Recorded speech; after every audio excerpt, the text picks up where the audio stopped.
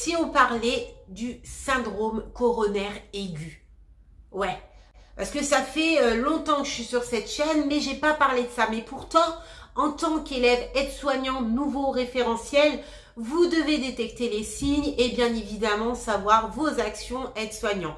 Et donc, ça pourrait passer notamment en examen. Et donc, c'est intéressant de travailler ça. Donc, voilà. C'est une demande, n'empêche, qui m'a été demandée sur Snap. Et oui, j'ai des petites demandes sur Snap dans lesquelles je réponds en story, etc., etc. Alors, sachez que c'est un peu compliqué. Je suis toute seule et je travaille, j'ai une vie de famille. Et donc, c'est un peu compliqué de répondre à tous vos messages. J'ai de nombreux messages chaque jour et je l'avoue, c'est compliqué de répondre à tous les emails. C'est compliqué. C'est compliqué, donc j'essaye de faire de mon mieux. Excusez-moi, c'est compliqué. Voilà. Petite pause, j'ai quand même cette impression que j'ai une boulette plus en avant et l'autre plus en arrière. C'est tout moi, au naturel. C'est tout naturel. Continuons parce que sinon on n'a pas fini. Hein. Le syndrome coronaire aigu, c'est quoi? Alors, c'est tout simplement dit pour désigner un apport sanguin qui est partiel ou même totalement bloqué, hein, dû à une problématique. Donc, il y a 3 problématiques existantes dues à un syndrome coronaire aigu, telles que la crise cardiaque, eh oui, l'angor instable, hein, l'infarctus du myocarde, qu'on connaît si bien. Voilà. Donc, au niveau des signes, ça va être simple. Ça, c'est les signes qui sont les plus courants et qu'il faut connaître impérativement pour pouvoir mettre des actions AS fiables. Donc, déjà, premièrement, ça va être plus une douleur au niveau de la poitrine comme un resserrement. Ensuite, vous allez aussi avoir d'autres douleurs qui peuvent aller du cou jusqu'à la mâchoire, des épaules jusqu'au dos. Hein. Vous avez aussi cette sensation d'étouffement. Beaucoup de patients se plaignent d'étouffer. Hein. Et donc ça, c'est un signe. Mais celles-ci aussi peuvent être accompagnées de nausées, de vomissements. Nausées, vomissements, réfléchissez, action AS, ça doit cling. Et également perte de conscience. La perte de conscience également est très régulière.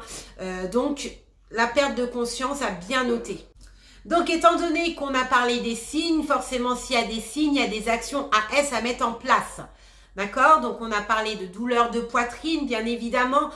Lorsqu'un patient en face de vous a des douleurs au niveau de la poitrine, la première chose à faire, c'est déjà le rassurer. Une douleur à la poitrine, c'est inquiétant. Imaginez-vous à la place du patient, vous avez cette douleur, mais qu'est-ce que j'ai? Et plus vous allez vous questionner, plus la douleur va t'amplifier, pas à cause d'une pathologie quelconque, mais c'est le stress qui va amplifier la douleur. Le redresser, le rassurer, lui proposer un verre d'eau, parce que le verre d'eau aussi, ça permet de calmer un petit peu.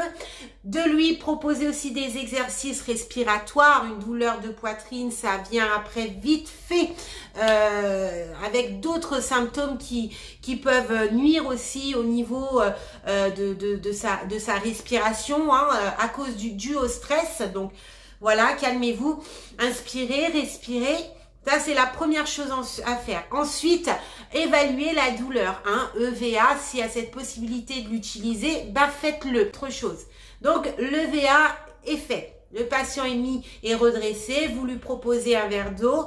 Vous prenez les paramètres vitaux, tous les paramètres vitaux. Prenez les paramètres vitaux. On a parlé d'étouffement. Le personne se sent essoufflé, étouffé. Donc là, à partir de ce moment-là, vous avez compris qu'il a besoin d'être oxygéné. Ouvrir un petit peu la fenêtre, le découvrir, position assise. D'accord? Ça, c'est une des premières choses. Si votre patient, là, tout d'un coup, il se met à vomir, il a des nausées, il sent pas bien. Premier réflexe, haricot, bassine, mais quelque chose dans laquelle il peut vomir. Se munir aussi de mouchoirs, que ce soit des mouchoirs en papier, peu importe. Et bien évidemment, un sac poubelle à côté pour pas que ça soit mis un peu partout. Ça, c'est la deuxième fin. C'est l'autre chose par rapport aux nausées et également aux vomissements. Je pense que tu as un petit peu ticté, je l'espère. C'est que tous les signes que j'avais dit précédemment, je les utilise pour du coup me mettre en action. Chaque signe que tu vas mettre sur ta feuille en examen, il va falloir justifier par rapport à ton action. Qu'est-ce que tu vas faire par rapport à ce signe? Ben, j'espère que j'ai été... je sais pas si j'ai parlé français là. Mais bon, moi en tout cas, je me suis comprise. Voilà. Donc voilà, nausées, vomi. Ok. Ensuite, on avait parlé de perte de conscience, de la conscience. Et bien évidemment, là, quand tu as un patient qui perd subitement la conscience, l'allonger, redresser peut-être un petit peu sa tête, mais là, c'est une alerte, c'est une alerte vitale. Et donc là, il va falloir absolument que tu alertes l'IDE, d'accord? Donc, prépare-toi à le ventiler, etc., etc. Donc là, c'est une action qui va être un peu plus poussée. Tu vas être dans l'accompagnement avec l'AS, mais quoi qu'il en soit, si toi, tu es tout seul face à ce patient qui a cette perte de connaissance, tu vas devoir également voir si, donc déjà il a perdu conscience, donc voir si au niveau de l'oxygène il respire, bien regarder ses mouvements au niveau thoracique, je pense qu'on te l'a appris, si on ne te l'a pas encore appris, tu le verras durant ton cursus, donc bien voir au niveau de sa respiration qui respire bien, tu mets le dos de ta main pour voir s'il y a bien de l'air qui circule et au niveau des mouvements respiratoires également, d'accord? Donc à faire. Ensuite, oui, tu dois prévenir impérativement en urgence l'IDE, c'est une des choses à faire. Quand un patient perd connaissance, là, il faut que tu te dises que c'est un syndrome coronaire aigu et on a parlé de crise cardiaque, on a aussi parlé d'angine d'Angor et d'infarctus du myocarde. Donc, prépare-toi à faire un marchage cardiaque. Donc là, qu'est-ce qu'il faut faire? C'est de mettre ton patient à plat et te préparer s'il n'y a plus de mouvement respiratoire, s'il n'y a plus de pouls, à faire ton massage cardiaque. Donc bien évidemment, tu verras ça en établissement. Ça fait partie du premier secours. Donc tu auras une feuille délivrée après ta formation premier secours. Et donc voilà, ouais, ça c'est des actions qu'il va falloir que tu mettes en place.